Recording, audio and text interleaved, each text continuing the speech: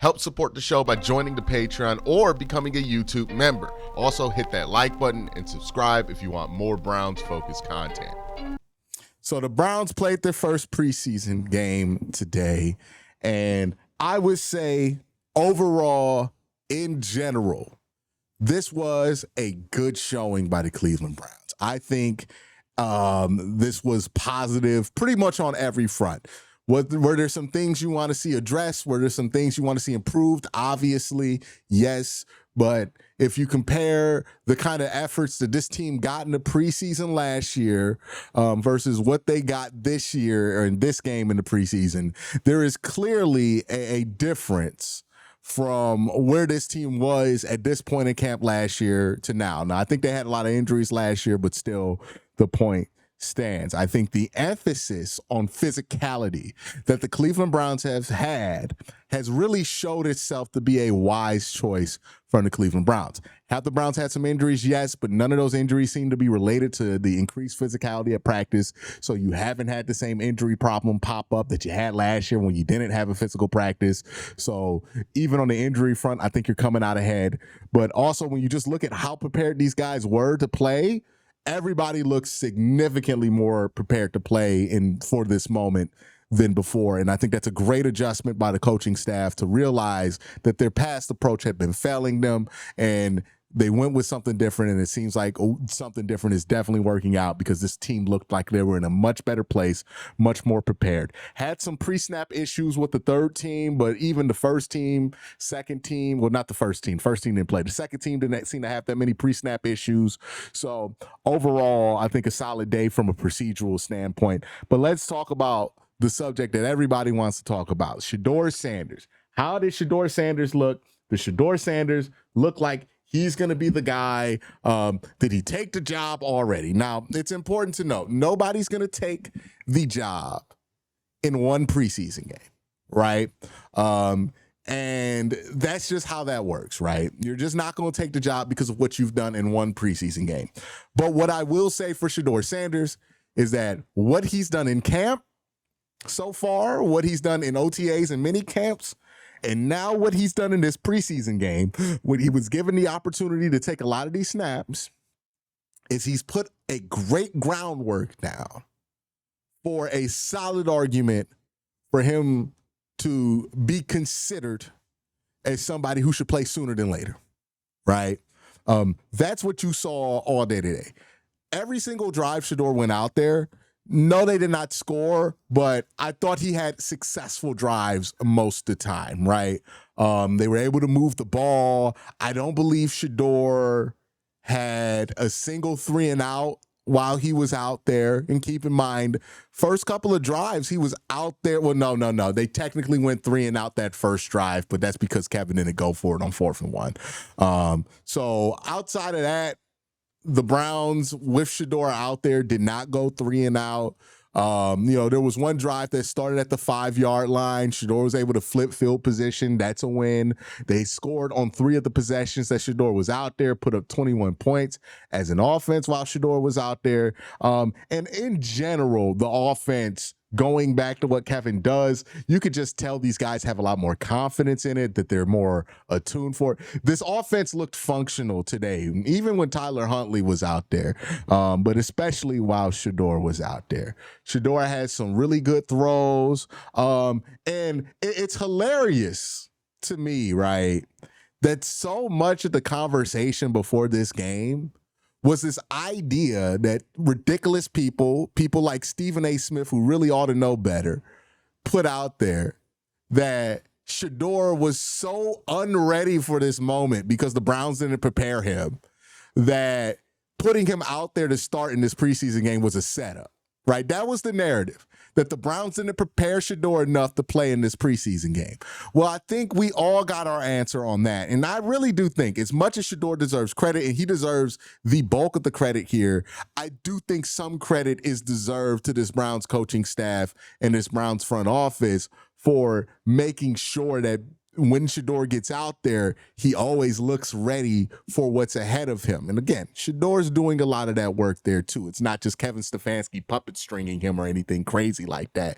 Shedeur is doing the bulk of the work. He is the engine of the work. Kevin can't make it happen for you, but it seems like the Browns are definitely putting Shedeur in a situation to thrive and succeed, because that's what Shedeur has been doing. I can't think of any other team that has somebody who is thriving and succeeding in the position that Shedeur is in, and everybody is blaming the coaching staff for everything that's not happening, right? Like, it's kind of ridiculous. We would give Baltimore's coaching staff credit if they had a young quarterback that went out there and looked good, right? Philadelphia had Tanner McKee out there yesterday and looked really good. They gave Philadelphia's coaching staff credit for putting him in a good position for setting him up, right? And I think Kevin deserves some credit for that too. Obviously, somebody in chat mentioned that, like, Deion Sanders and obviously the people who coached Shedeur up to this point, they obviously deserve credit. It goes without saying.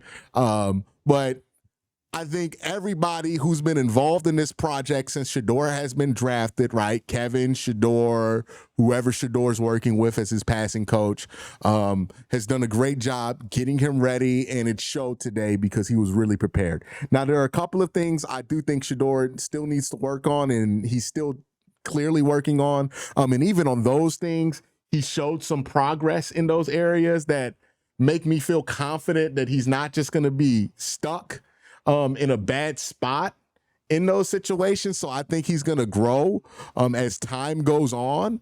But yeah, I think there's a lot to take away. A lot of people deserve a lot of different credit for how Shedeur has looked.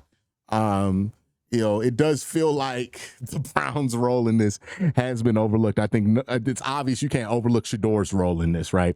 But I think this should be evidence that people should back off the Browns for how they've been handling this quarterback situation, right? I know there's been a lot of criticism. I understand it's the Cleveland Browns and people are going to be uneasy about the Browns and handling quarterbacks, but it seems like they're handling this situation fine. It would be nice if everybody could just let the Browns breathe on this and let them cook with how they want to handle Shedeur, because it seems like they know what they were doing with him.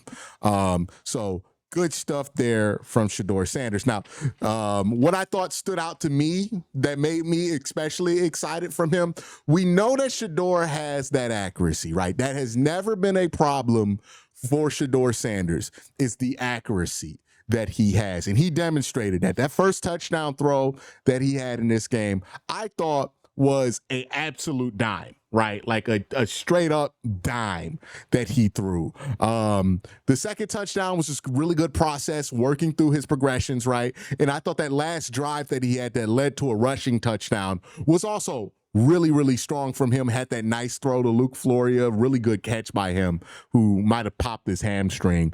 But overall, I thought Shedeur did a really good job every drive that he was out there for the most part.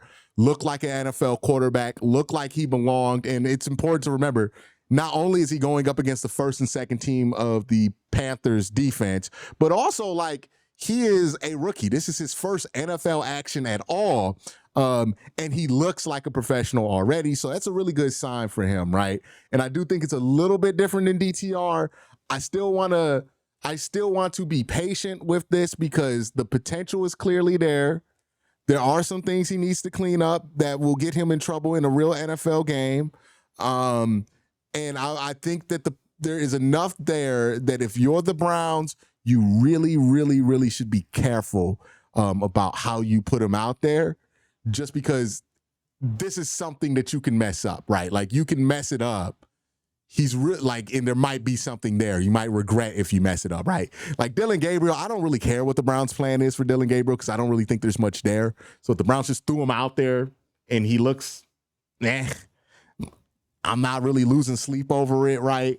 But Shedeur, I think there is some potential there. I think they should be really intentional with how they move forward with him.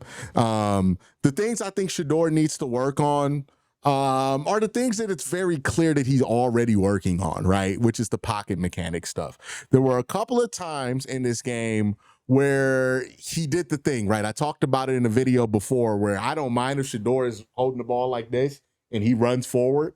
It's when he spins around and then spins around again and he's doing the teacup ride at Disney, right? Where he's just spinning around and spinning around. Now, he got away with it to his credit in the preseason game that he played in. It's important to note when he got away with it, I think it was only on the one that he did later in the game, which is against second stringers, not the one that he tried to do against the first team where he almost got ran down and had a disastrous sack in the red zone. That's not something I think he's going to be able to get away with.